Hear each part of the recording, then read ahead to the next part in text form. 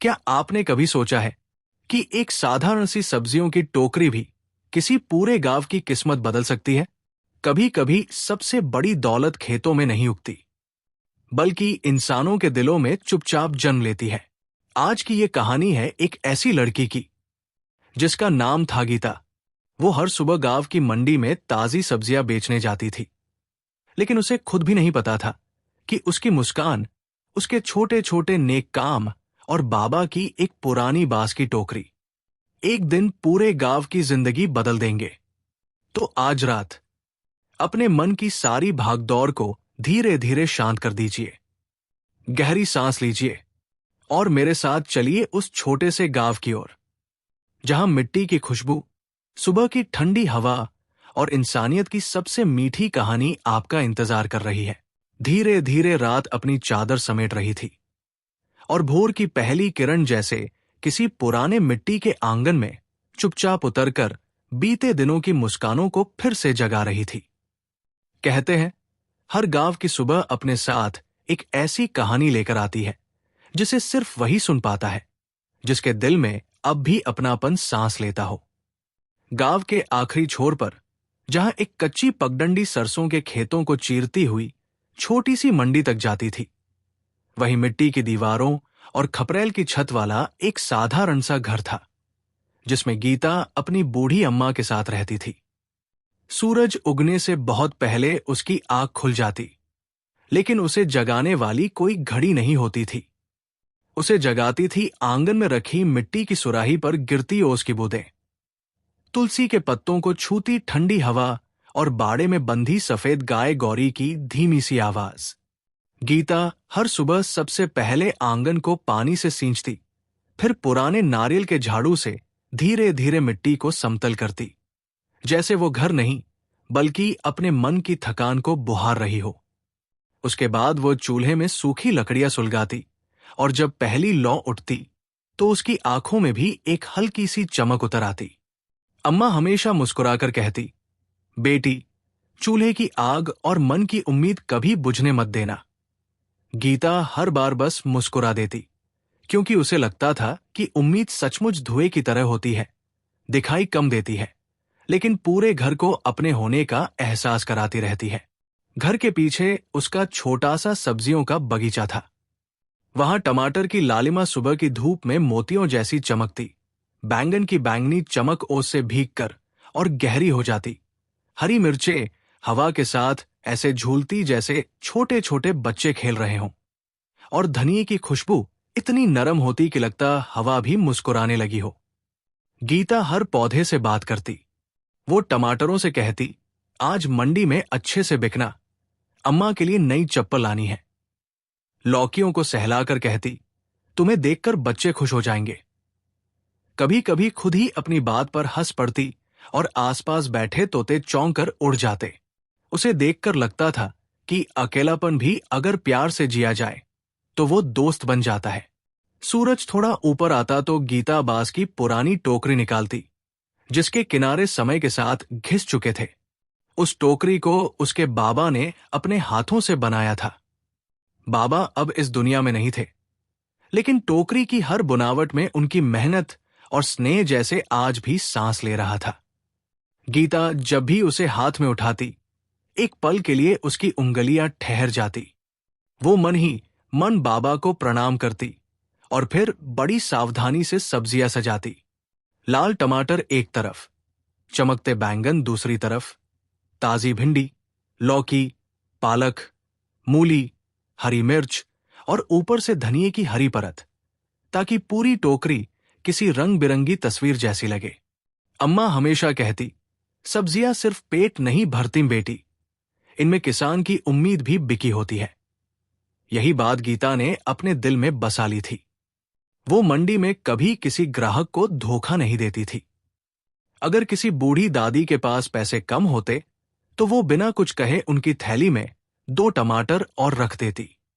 कोई बच्चा मिर्च पकड़ लेता तो हंसते हुए उसके हाथ में खीरा थमा देती। गांव के लोग कहते थे कि गीता की सब्जियों में स्वाद से ज्यादा उसका अपनापन बिकता है।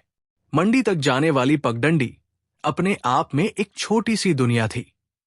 रास्ते में पीपल का पुराना पेड़ था, जिसकी छाव में चरवाहे बांसुरी बजाते।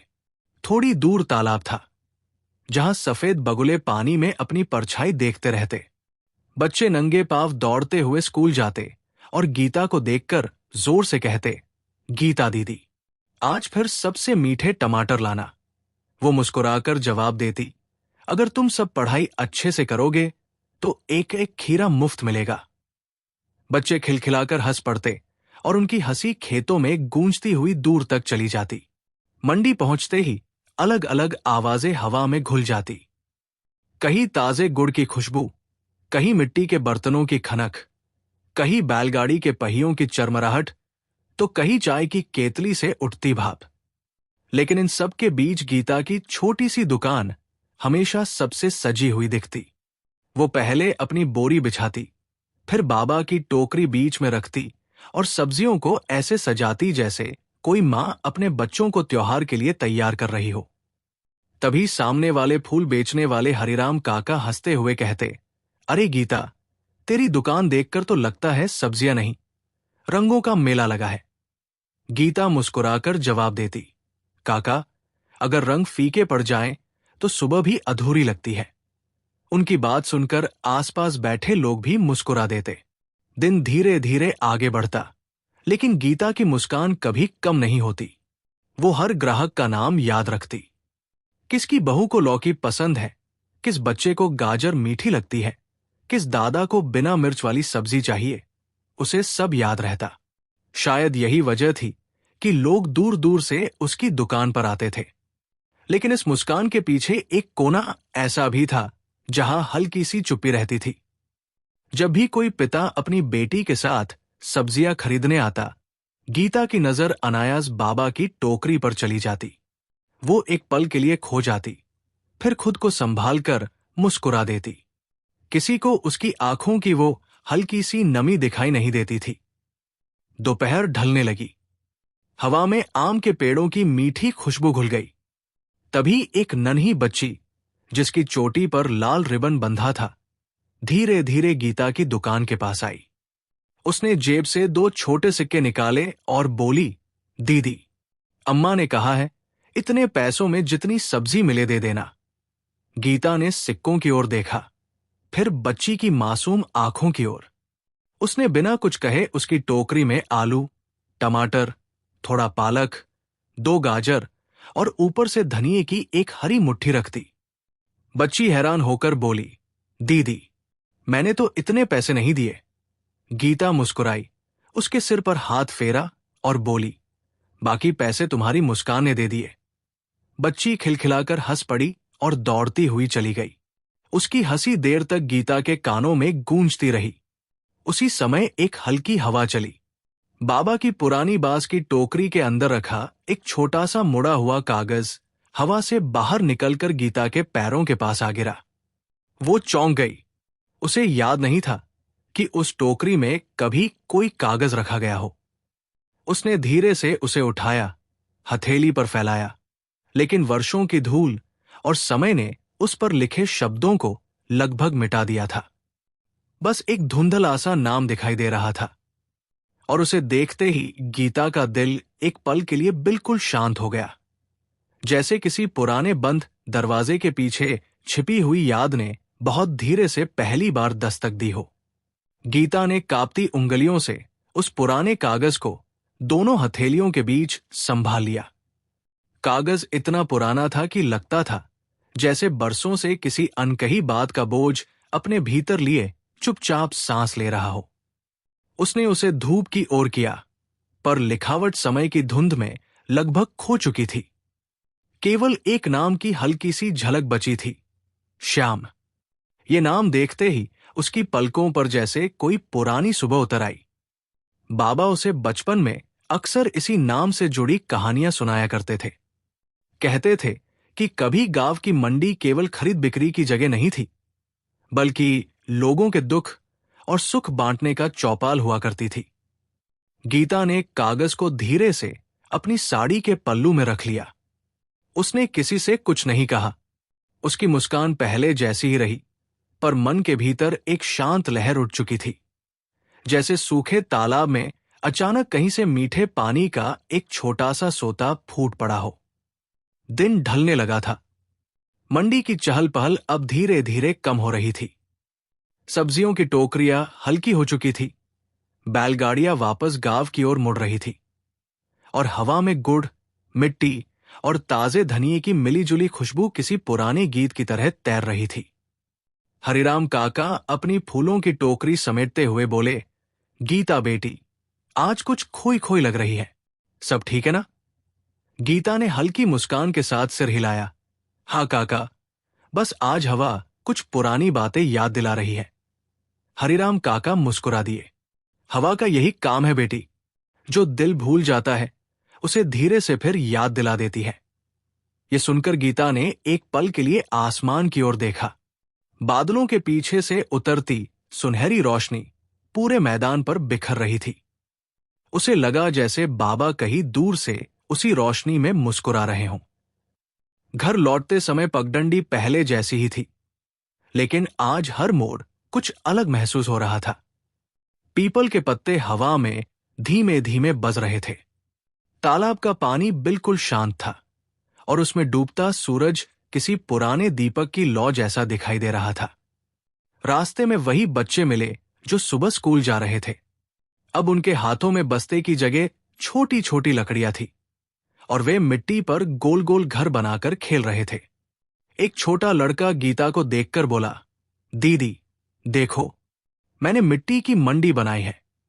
गीता झुककर उसके पास बैठ गई। उसने देखा कि बच्चों ने छोटे छोटे पत्थरों को सब्जियां मान लिया था और पत्तों को पैसे। एक बच्ची बड़ी गंभीरता से कह रही थी, नहीं, सबको बराबर देना चाहिए, नहीं तो कोई उदास हो जाएगा। ये सुनकर गीता की आंखों में चमक आ गई। उसने मन ही मन सोचा, शायद यही तो गांव की सबसे बड़ी दौलत है, जहां बच्चे भी बांटना पहले सीखते हैं, जोड़ना बाद में। उसने अपनी टोकरी से 2 असली गाजर निकाली और बच्चों के बीच रख दी। बच्चे खुशी से उछल पड़े, जैसे उन्हें कोई बड़ा खजाना मिल गया हो। उनकी हंसी शाम की हवा में ऐसे घुल गई जैसे बांसुरी की मीठी धुन। घर पहुंचते ही अम्मा आंगन में चारपाई पर बैठी सूत काट रही थी। उनकी उंगलियां धीरे धीरे चरखे को घुमा रही थी और चरखे की मधुर आवाज पूरे घर में एक अजीब सा सुकून भर रही थी। गीता ने उनके पास बैठकर सिर उनकी गोद में रख दिया। अम्मा ने उसके बालों में हाथ फेरते हुए पूछा, आज कुछ मिला क्या मंडी में? गीता ने पल्लू से वो पुराना कागज निकाला और उनकी हथेली पर रख दिया। अम्मा ने बहुत देर तक उसे देखा। उनकी आंखें अचानक नम हो गई। उन्होंने बहुत धीरे से कहा, ये तो तुम्हारे बाबा की लिखावट लगती है। गीता चौंक कर बैठ गई। सच अम्मा? अम्मा ने मुस्कुराने की कोशिश की। हाँ बेटी, लेकिन समय ने इसके शब्द छीन लिए। शायद भगवान चाहता है कि बाकी कहानी तुम्हें खुद ढूंढनी पड़े। ये कहते हुए उन्होंने कागज को बहुत आदर से पुराने लकड़ी के संदूक में रख दिया, जहां बाबा की एक टोपी, उनकी पुरानी चश्मे की डिबिया और एक छोटी सी पीतल की घंटी भी रखी थी। उस रात गीता देर तक आंगन में बैठी रही। चांद पूरा नहीं था, लेकिन उसकी अधूरी रोशनी भी पूरे आंगन को किसी सपने जैसी शांति दे रही थी। तुलसी के पास रखा आधा जला दिया अब भी हल्की लौ से जल रहा था। उसे देखकर गीता को लगा कि शायद अधूरी चीजें भी पूरी रोशनी दे सकती हैं, अगर उनमें उम्मीद बाकी हो। उसने आंखें बंद की तो बचपन की कई छोटी छोटी यादें लौट आईं। बाबा उसे कंधों पर बैठाकर मंडी ले जाते थे। रास्ते भर पेड़ों के नाम सिखाते, पक्षियों की आवाज पहचानना सिखाते और हर मिलने वाले को मुस्कुराकर नमस्ते करना कभी नहीं भूलते। वे कहा करते थे, जिस दिन इंसान अपनी मुस्कान बचा लेता है, उस दिन उसकी सबसे बड़ी कमाई हो जाती है। गीता की पलकों पर अनजाने में मुस्कान आ गई। अगले दिन भोर पहले से भी ज्यादा सुंदर थी। हल्की धुंध खेतों पर बिछी थी और ओस की बूंदें सब्जियों पर ऐसे चमक रही थी जैसे किसी ने चुपके से छोटे छोटे सितारे रख दिए हों। गीता जब बगीचे में पहुंची तो उसकी नजर एक ऐसी चीज पर पड़ी जो उसने पहले कभी नहीं देखी थी। बाबा की पुरानी बांस की टोकरी के नीचे मिट्टी थोड़ी उभरी हुई थी, मानो बरसों से वहां कुछ दबा हो। उसने धीरे धीरे हाथों से मिट्टी हटानी शुरू की। कुछ ही क्षणों बाद उसकी उंगलियों को लकड़ी का एक छोटा सा डिब्बा महसूस हुआ। डिब्बा बहुत पुराना था, किनारों पर समय की रेखाएं साफ दिखाई देती थी, लेकिन उसके ढक्कन पर आज भी एक छोटा सा उकेरा हुआ निशान चमक रहा था। एक हरी पत्ती और उसके नीचे लिखा था, जिसे बांटो वही सबसे मीठा फल देता है। गीता ने गहरी सांस ली।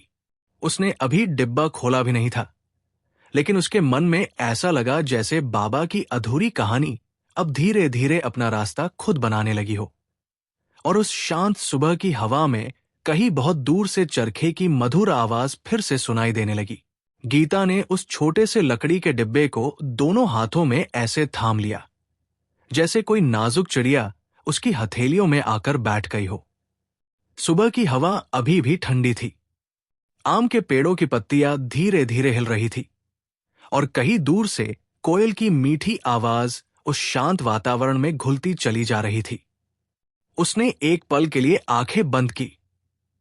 उसके मन में न जाने क्यों बाबा की वही मुस्कान उभर आई, जो हर कठिन दिन के बाद भी कभी फीकी नहीं पड़ती थी। बहुत धीरे से उसने डिब्बे का पुराना कुंडा उठाया। हल्की सी चरमराहट हुई, जैसे वर्षों से बंद कोई स्मृति पहली बार सांस ले रही हो। भीतर एक छोटा सा कपड़े का थैला रखा था, जिसकी रंगत समय के साथ हल्की पड़ चुकी थी। थैले के साथ एक पीतल का छोटा सिक्का और एक तह किया हुआ कागज भी था। कागज पहले मिले हुए कागज से कहीं बेहतर हालत में था। गीता ने कांपते हाथों से उसे खोला। लिखावट साफ थी। ये सचमुच बाबा के हाथों की लिखावट थी। सबसे ऊपर लिखा था, अगर ये पन्ना तुम्हारे हाथों तक पहुंचा है तो समझना कि समय ने तुम्हें एक नई सुबह दिखाने का फैसला किया है। गीता की सांस जैसे कुछ क्षणों के लिए ठहर गई। उसने धीरे धीरे आगे पढ़ना शुरू किया। बाबा ने लिखा था कि जीवन में सबसे बड़ी कमाई पैसे नहीं, बल्कि वे चेहरे होते हैं जो तुम्हें देखकर मुस्कुरा उठते हैं। उन्होंने लिखा था कि इस गांव की मंडी को उन्होंने हमेशा परिवार माना, क्योंकि यहां कोई केवल सब्जियां खरीदने नहीं आता था। लोग अपना अकेलापन भी यही छोड़ जाते थे। हर टोकरी में केवल हरी सब्जियां नहीं होती, उनमें उम्मीद, मेहनत और विश्वास भी रखा होता है। गीता की आंखों से एक गर्म आंसू कागज पर गिरा, लेकिन उसने उसे तुरंत पोंछ दिया, जैसे वो बाबा के शब्दों को धुंधला नहीं होने देना चाहती हो। पत्र के अंत में एक पंक्ति थी जिसने उसके मन में हल्की सी जिज्ञासा जगा दी। पुराने बरगद के नीचे जो पत्थर रखा है, उसके पास मेरी आखिरी इच्छा छिपी है, लेकिन उसे तभी देखना जब तुम्हें लगे कि बांटना ही सबसे बड़ा सुख है। गीता ने पत्र को सीने से लगा लिया। उसे लगा जैसे बाबा बहुत दूर नहीं, बस आंगन के उसी कोने में बैठे उसे देख रहे हों। उस दिन उसने तय किया कि मंडी जाने से पहले वो हमेशा की तरह किसी जल्दी में नहीं भागेगी।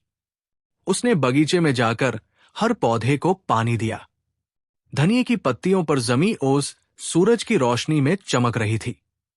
उसने मुस्कुराकर कहा, आज तुम सब पहले से ज्यादा हरे लग रहे हो। हवा चली तो लौकी की बेल जैसे धीरे से झूम उठी। गीता को लगा जैसे पूरा बगीचा उसकी बात सुन रहा हो। अम्मा बाहर आई। उनके हाथ में मिट्टी का एक छोटा कुल्हड़ था, जिसमें ताजा मट्ठा भरा था। उन्होंने गीता को देते हुए कहा, बेटी, आज तेरे चेहरे पर वही चमक है जो तेरे बाबा की आंखों में मंडी जाने से पहले होती थी। गीता मुस्कुराई, लेकिन इस बार उसकी मुस्कान में पहले से कहीं अधिक शांति थी। दोनों कुछ देर बिना कुछ बोले आंगन में बैठीं। कभी कभी रिश्तों की सबसे सुंदर बातें शब्दों के बिना ही समझ में आ जाती है। मंडी पहुंची तो आज वहां कुछ अलग-सा उत्साह था। गांव में अगले सप्ताह हरियाली उत्सव मनाया जाने वाला था। बच्चे रंग बिरंगे कागज के झंडे बना रहे थे। महिलाएं मिलकर फूलों की मालाएं गूंथ रही थी। बुजुर्ग चौपाल में बैठकर पुराने लोकगीत याद कर रहे थे। हवा में ढोलक की हल्की थाप तैर रही थी। गीता ने अपनी दुकान सजाई तो इस बार उसने हर टोकरी के किनारे छोटे छोटे गेंदे के फूल भी रख दिए। लोग आते और कहते, अरे आज तो सब्जियां भी मुस्कुरा रही हैं। वो हंसकर जवाब देती, जब मन खिल जाए तो रंग अपने आप साथ आ जाते हैं। तभी वही लाल रिबन वाली छोटी बच्ची फिर आई। इस बार उसके हाथ में एक छोटा सा जंगली फूल था। उसने वो फूल गीता को देते हुए कहा, दीदी, कल आपने मुझे ज्यादा सब्जियां दी थी। मेरे पास पैसे तो नहीं हैं, लेकिन ये फूल आपके लिए है। गीता कुछ पल उस फूल को देखती रह गई। वो साधारण सा सफेद फूल था, लेकिन उसे लगा जैसे दुनिया का सबसे अनमोल उपहार उसकी हथेली में रख दिया गया हो। उसने फूल को बाबा की टोकरी में सावधानी से सजा दिया। हरिराम काका दूर से ये सब देख रहे थे। वे मुस्कुराकर बोले, देखा बेटी, दान कभी खाली नहीं जाता, कभी मुस्कान बनकर लौटता है, कभी फूल बनकर। गीता ने सिर झुका लिया। शाम ढलते समय मंडी के एक बुजुर्ग, जिन्हें सब मास्टर जी कहते थे, धीरे धीरे उसकी दुकान तक आए। उन्होंने बाबा की टोकरी को देखते ही गहरी सांस ली और बोले, ये वही टोकरी है ना, जिसके साथ तुम्हारे बाबा हर साल हरियाली उत्सव में कुछ अलग किया करते थे? गीता ने उत्सुक होकर पूछा, क्या करते थे मास्टर जी? मास्टर जी की आंखों में पुरानी यादों की चमक उतर आई। उन्होंने कहा, हर उत्सव में तुम्हारे बाबा अपनी कमाई का थोड़ा हिस्सा अलग रख देते थे। उससे वे उन परिवारों के लिए चुपचाप सब्जियां खरीदते थे, जिनके घर चूल्हा जलाना भी मुश्किल होता था। लेकिन उन्होंने कभी किसी को अपना नाम नहीं बताया। गांव वाले समझते रहे कि कोई अनजान भला इंसान मदद कर रहा है। ये सुनते ही गीता का दिल भर आया। उसे पहली बार समझ आया कि बाबा हमेशा कहते क्यों थे, जिसे बांटो वही सबसे मीठा फल देता है। उस रात जब वो घर लौटी तो आंगन में रखा आधा जला दिया, फिर से जलाया। उसकी लौ पहले से कुछ अधिक स्थिर थी। उसने बाबा का पत्र फिर पढ़ा। अब उसे लगने लगा था कि बरगद के नीचे छिपी बाबा की आखिरी इच्छा शायद कोई खजाना नहीं, बल्कि कोई ऐसा रास्ता है जो पूरे गांव के दिलों तक जाता है। उसने धीरे से पत्र मोड़ा, लकड़ी के डिब्बे में रखा और आसमान की ओर देखा। तारों से भरा शांत आकाश जैसे मुस्कुराकर उससे कह रहा था कि कुछ कहानियां मंजिल तक पहुंचने से पहले लोगों के दिलों में अपना घर बना लेती है। उसी क्षण दूर मंदिर की घंटी बहुत धीमे से बजी। हवा ने तुलसी की पत्तियों को सहलाया और गीता ने मन ही मन निश्चय किया कि हरियाली उत्सव आने से पहले वो पुराने बरगद के नीचे जाकर बाबा की उस आखिरी इच्छा को जरूर जानेगी। क्योंकि अब उसे महसूस होने लगा था कि ये यात्रा केवल उसके अतीत की नहीं, बल्कि पूरे गांव की आने वाली मुस्कानों की कहानी बनने वाली है। अगली सुबह गांव पर हल्की धुंध ऐसे बिछी थी जैसे रात ने जाते जाते अपने सबसे मुलायम सपने धरती पर छोड़ दिए हों। सूरज की पहली किरणें जब पुराने बरगद की ऊंची शाखाओं से छनकर नीचे आईं, तो जमीन पर सुनहरी आकृतियां बनने लगी। गीता ने बाबा का पत्र अपने आंचल में रखा, लकड़ी का छोटा डिब्बा सावधानी से बंद किया और बिना किसी जल्दी के उस पगडंडी की ओर चल पड़ी जो बचपन से उसकी साथ ही रही थी। रास्ते भर हवा में गेहूं की बालियां धीरे धीरे झूम रही थी। कहीं दूर बैलों की घंटियां बज रही थी, तो कहीं किसी घर के आंगन से रोटी सिकने की मीठी खुशबू आ रही थी। हर कदम के साथ उसे ऐसा लग रहा था जैसे समय पीछे लौट रहा हो और उसके बाबा उसी पगडंडी पर कुछ दूर आगे चल रहे हों। बरगद का वो विशाल पेड़ गांव के बीचों बीच वर्षों से खड़ा था। उसकी जड़ें मिट्टी को ऐसे थामे थी जैसे कोई बुजुर्ग अपने पूरे परिवार को बाहों में समेटे बैठा हो। पेड़ के नीचे वही चौड़ा पत्थर रखा था जिसका जिक्र बाबा ने अपने पत्र में किया था। गीता धीरे से उसके पास बैठ गई। उसने पत्थर को हाथ लगाया। वो ठंडा था, लेकिन उस स्पर्श में अजीब सी अपनापन भरी गर्माहट महसूस हुई। उसने धीरे धीरे पत्थर के आसपास की सूखी पत्तियां हटाईं। नीचे मिट्टी में एक छोटी सी लोहे की डिबिया दिखाई दी। डिबिया पर जंग लग चुका था, पर ताला खुला हुआ था। मानो वर्षों से किसी के आने की प्रतीक्षा कर रहा हो। उसने उसे खोला। भीतर कोई सोना, चांदी या कीमती वस्तु नहीं थी। केवल एक पुरानी कपड़े की थैली थी जिसमें कुछ बीज रखे थे। लौकी, कद्दू, टमाटर, पालक और धनिये के बीज। उनके साथ एक और छोटा सा पत्र रखा था। गीता ने उसे खोला। बाबा ने लिखा था, अगर ये बीज आज भी सुरक्षित हैं, तो समझना कि विश्वास कभी बूढ़ा नहीं होता। इन बीजों को अपने खेत में मत बोना। इन्हें उन घरों में बांटना जहां उम्मीद कम पड़ गई हो। जब पूरा गांव उगाएगा, तभी असली फसल तैयार होगी। गीता बहुत देर तक उस पत्र को देखती रही। उसकी आंखों से आंसू निकले, लेकिन इस बार उनमें दर्द कम और गर्व अधिक था। उसे पहली बार समझ आया कि बाबा का असली खजाना धन नहीं, बल्कि लोगों के जीवन में हरियाली उगाने का विचार था। उसने दोनों हाथ जोड़कर बरगद को प्रणाम किया। हवा चली और ऊपर की पत्तियां एक साथ सरसराई, जैसे पेड़ भी बाबा की बात पर अपनी सहमति दे रहा हो। उसी समय पीछे से किसी ने धीरे से आवाज दी, बेटी। गीता ने पलटकर देखा। गांव के सबसे बुजुर्ग रामदास दादा लाठी के सहारे वहां खड़े थे। उनके चेहरे पर वर्षों का अनुभव और आंखों में बच्चों जैसी चमक थी। उन्होंने मुस्कुराकर कहा, मैं जानता था एक दिन तू यहां जरूर आएगी। गीता ने आश्चर्य से पूछा, दादा, क्या आपको बाबा की इस जगह के बारे में पता था? दादा धीरे से पत्थर पर बैठ गए। हाँ बेटी, तेरे बाबा ने जाते जाते मुझसे कहा था कि जब तक गीता खुद इस रास्ते को न चुने, तब तक मैं कुछ न बताऊं। इंसान को विरासत दी नहीं जाती, वो अपने कर्मों से खुद उसे खोज लेता है। ये सुनकर गीता ने चुपचाप उनके चरण छू लिए। उस दिन दोपहर तक उसने गांव के कई घरों में जाकर वे बीज बांट दिए। कोई गरीब किसान था जिसके खेत सूने पड़े थे। किसी बूढ़ी अम्मा के आंगन में बरसों से कोई पौधा नहीं उगा था। किसी विधवा के घर में सब्जियां खरीदने तक के पैसे नहीं बचते थे। गीता हर घर जाकर बस इतना कहती, ये बाबा की तरफ से नहीं, गांव की तरफ से है। लोग बीज लेते समय उसकी ओर ऐसे देखते जैसे उन्हें केवल बीज नहीं, बल्कि भरोसा मिला हो। अगले कुछ दिनों में पूरा गांव हरियाली उत्सव की तैयारी में जुट गया। बच्चों ने मिट्टी के छोटे छोटे गमलों पर रंग बनाए। लड़कियां आम के पत्तों की बंधनवार तैयार करने लगी। बुजुर्ग चौपाल में बैठकर पुराने गीतों का अभ्यास करने लगे। हरिराम काका ने इस बार तय किया कि वे केवल फूल नहीं बेचेंगे, बल्कि हर ग्राहक को एक छोटा पौधा भी देंगे। मंडी पहले से कहीं अधिक जीवंत लगने लगी। गीता की दुकान के सामने अब केवल सब्जियां नहीं, बल्कि मुस्कुराहटों की कतार लगती थी। कोई ग्राहक सब्जियां लेने आता और साथ में अपने घर की कोई छोटी सी कहानी भी सुनाकर जाता। किसी के घर पहली बार लौकी लगी थी, कहीं बच्चों ने खुद धनिया उगाया था, तो कहीं एक बूढ़े दंपति रोज शाम अपने नए पौधों से बातें करने लगे थे।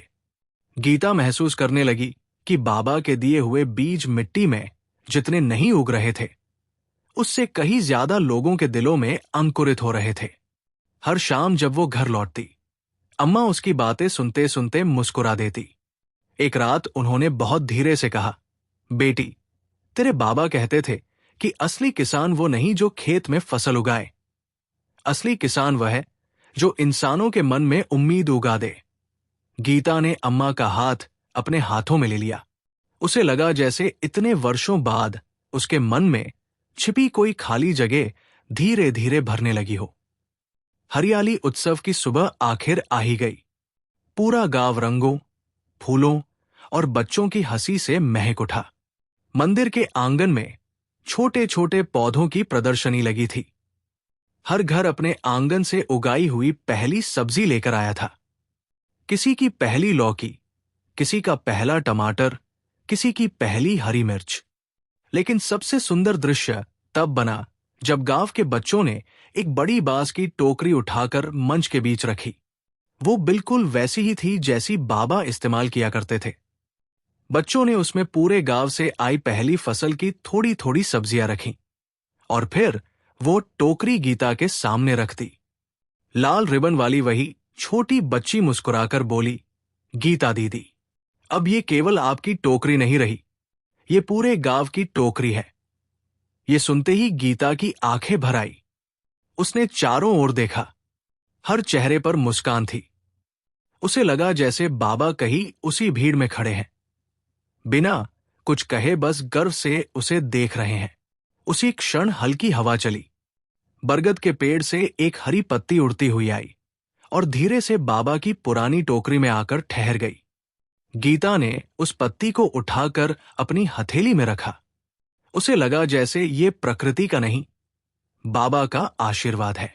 उसने मन ही मन एक संकल्प लिया, अब ये मंडी केवल व्यापार की जगह नहीं रहेगी, बल्कि हर उस इंसान के लिए आशा का घर बनेगी जो कभी अकेला महसूस करे।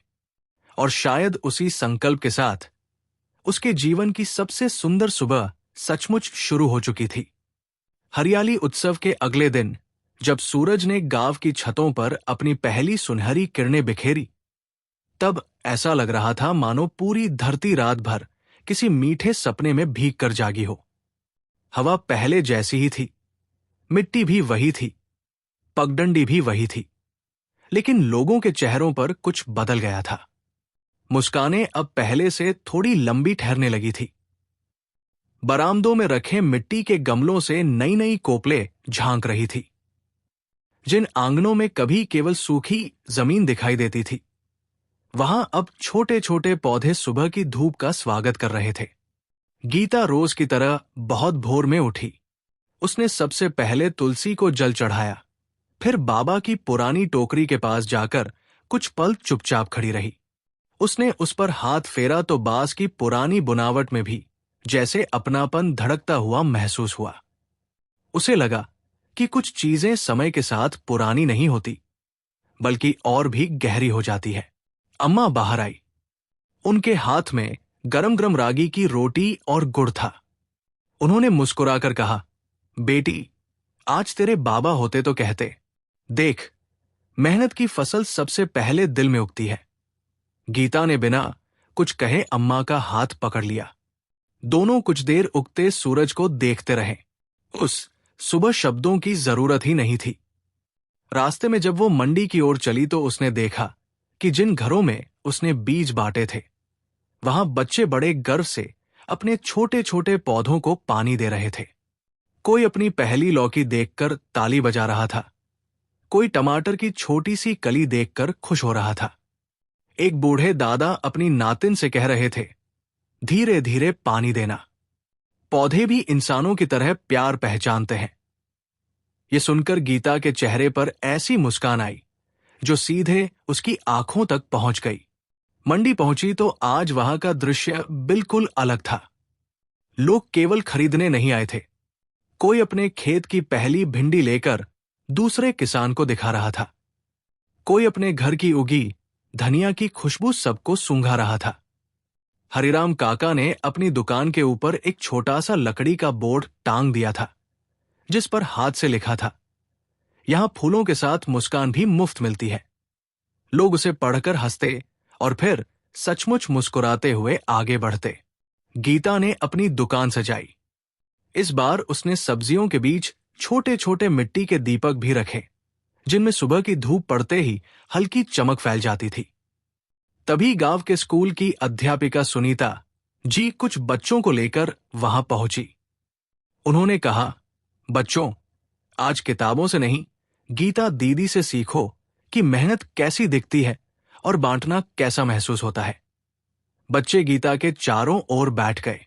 किसी ने पूछा, दीदी, आपको सब्जियां बेचने में कभी थकान नहीं होती?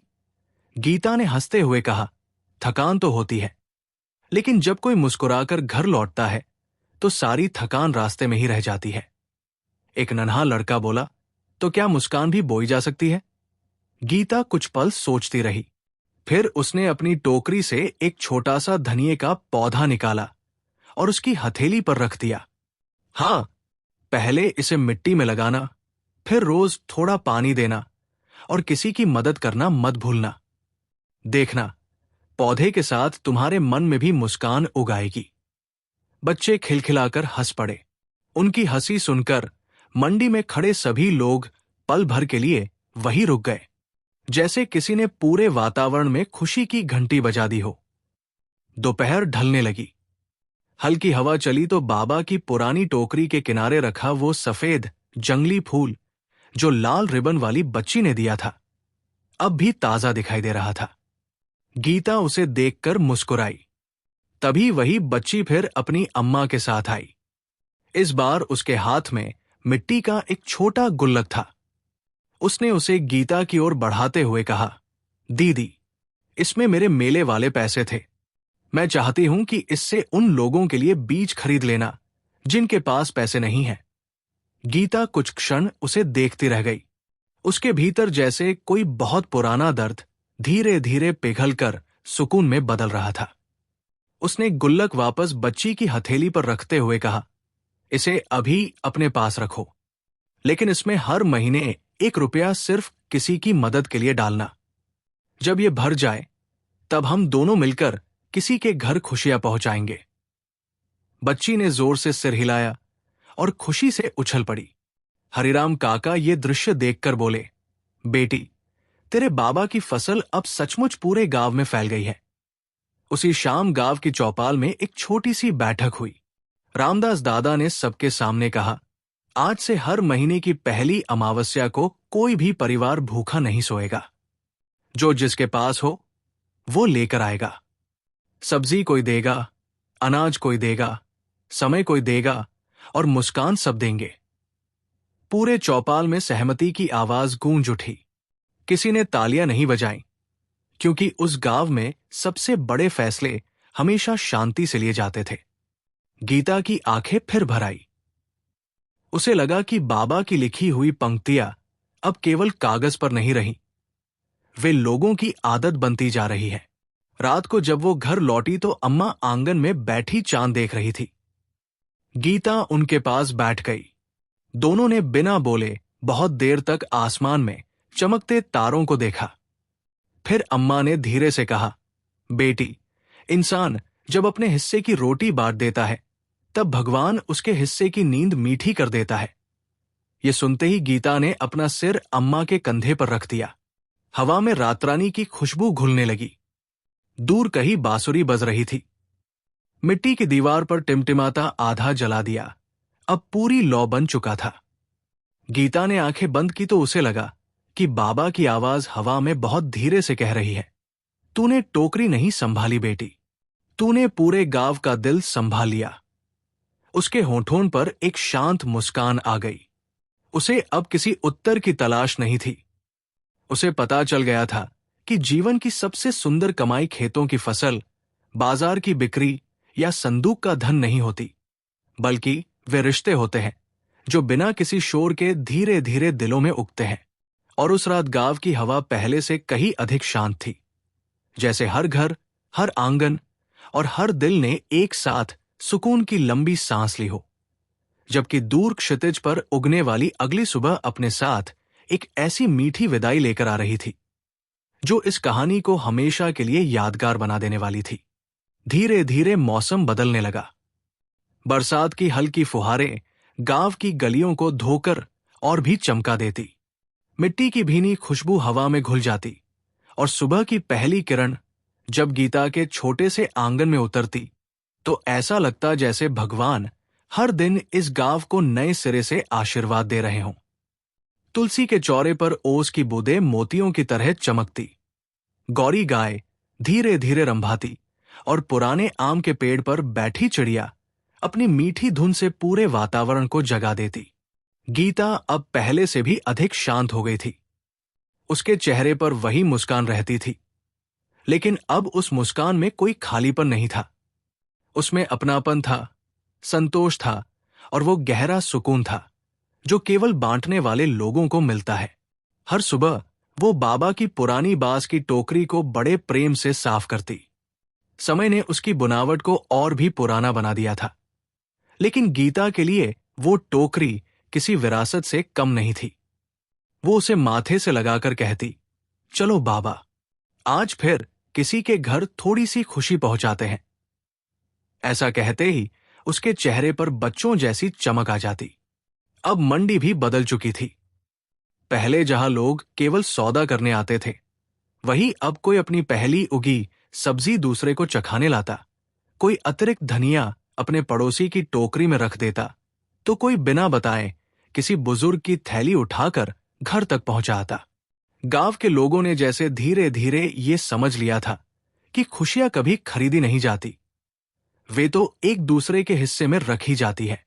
हरिराम काका की फूलों की दुकान अब भी सबसे पहले खुलती थी, लेकिन अब वे हर सुबह अपनी दुकान के सामने एक मिट्टी का छोटा पात्र रख देते, जिसमें कोई भी व्यक्ति बिना नाम बताए एक मुट्ठी बीज, थोड़ा सा अनाज या एक छोटी सी पर्ची पर लिखा कोई अच्छा विचार रख सकता था। शाम होते होते वो पात्र भर जाता। कोई नहीं जानता था कि उसमें किसने क्या रखा, लेकिन हर कोई ये जानता था कि अगली सुबह वो सब किसी जरूरतमंद तक पहुंच जाएगा। गीता जब ये सब देखती तो उसे लगता जैसे बाबा का सपना अब केवल उसकी आंखों में नहीं, पूरे गांव की सांसों में बस गया है। कुछ ही महीनों में जिन बीजों को उसने बांटा था, वे छोटे छोटे पौधों से हरे भरे बगीचों में बदलने लगे। जिन आंगनों में पहले सूनी मिट्टी थी, वहां अब टमाटर की बेलें लहरा रही थी, लौकियां छतों से झूल रही थी, पालक की क्यारियां सुबह की धूप में चमक रही थी, और बच्चों के छोटे छोटे हाथ गर्व से उन्हें पानी दे रहे थे। गांव की हवा में अब केवल मिट्टी की खुशबू नहीं, मेहनत और उम्मीद की भी महक थी। एक दिन वही लाल रिबन वाली बच्ची, जो अब थोड़ी बड़ी हो चुकी थी, अपनी हथेली में कुछ छोटे छोटे बीज लेकर गीता के पास आई। उसने मुस्कुराकर कहा, दीदी, ये मेरे पौधों के पहले बीज हैं। बाबा कहते थे कि पहली फसल हमेशा आगे बढ़ानी चाहिए। अब मैं भी इन्हें किसी और को देना चाहती हूं। गीता की आंखें चमक उठीं। उसने बच्ची के सिर पर हाथ फेरते हुए कहा, यही तो सबसे बड़ी खेती है, जब अच्छाई एक दिल से दूसरे दिल तक पहुंचती रहती है। बच्ची मुस्कुराकर दौड़ गई और गीता बहुत देर तक उसे देखती रही। उसे लगा जैसे समय ने एक पूरा चक्र पूरा कर लिया हो। जो सीख उसे बाबा से मिली थी, वही अब अगली पीढ़ी तक बिना किसी शोर के पहुंच रही थी। उस वर्ष गांव की मंडी में एक नया नियम बना। किसी ने लिखा नहीं, किसी ने घोषणा नहीं की, लेकिन हर इंसान उसे मानने लगा। जो भी पहली बार अपनी फसल बेचने आता, वो अपनी टोकरी से एक छोटी सी सब्जी किसी ऐसे परिवार के लिए अलग रख देता जिसे उसकी जरूरत हो। धीरे धीरे ये परंपरा इतनी स्वाभाविक हो गई कि लोगों को याद भी नहीं रहा कि इसकी शुरुआत किसने की थी। शायद यही सबसे सुंदर विरासत होती है, जिसमें नाम पीछे रह जाते हैं और अच्छाई आगे बढ़ती रहती है। एक शाम जब सूरज ढल रहा था, गीता अकेली बरगद के नीचे जाकर बैठी। वही पुराना पत्थर, वही ठंडी हवा और वही सरसराते पत्ते। उसने बाबा का पत्र फिर से खोला। इस बार उसे लगा कि हर शब्द पहले से अधिक स्पष्ट दिखाई दे रहा है। उसने बहुत धीरे से कहा, बाबा, मैंने आपकी टोकरी संभाल ली, लेकिन सच कहूं, इस टोकरी ने ही मुझे संभाल लिया। हवा ने उसके बालों को हल्के से छुआ। ऊपर से एक छोटी सी हरी पत्ती टूटकर उसकी गोद में आ गिरी। उसने मुस्कुराकर उसे अपनी डायरी के बीच रख लिया।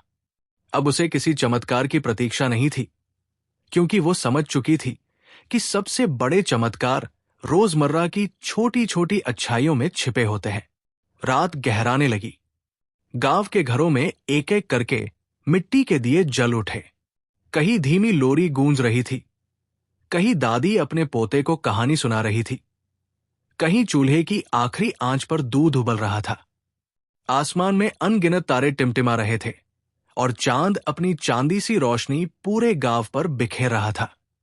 गीता अपने आंगन की चारपाई पर लेट गई। अम्मा उसके पास थी। दोनों ने कुछ नहीं कहा। कभी कभी सबसे गहरी बातें खामोशी ही कह देती है।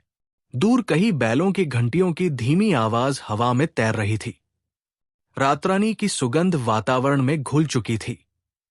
पीपल के पत्ते बहुत धीरे धीरे हिल रहे थे, जैसे वे भी नींद में जाने से पहले कोई पुराना गीत गुनगुना रहे हों। गीता ने आंखें बंद की। उसके मन में अब कोई बोझ नहीं था, न कोई अधूरा प्रश्न, न कोई छिपा हुआ पछतावा। केवल एक शांत विश्वास था कि जब इंसान अपने हिस्से की रोशनी किसी और के रास्ते में रख देता है, तब उसका अपना रास्ता भी कभी अंधेरा नहीं रहता। और शायद इसी कारण उस रात उसकी नींद पहले से कहीं अधिक मीठी थी। ऐसा लग रहा था जैसे पूरी धरती उसे अपनी गोद में सुला रही हो, हवा उसके माथे को सहला रही हो, और बाबा की मुस्कान किसी तारे की तरह ऊपर से अब भी उसकी रखवाली कर रही हो। अगर इस शांत यात्रा ने आपके मन को जरा सा भी सुकून दिया हो, तो इस कहानी की गर्माहट को अपने दिल में संभाल कर रखिए। अब अपनी आंखें धीरे धीरे बंद कर दीजिए, गहरी सांस लीजिए और इस मीठी शांत रात को अपने सपनों तक पहुंचने दीजिए। शुभ रात्रि।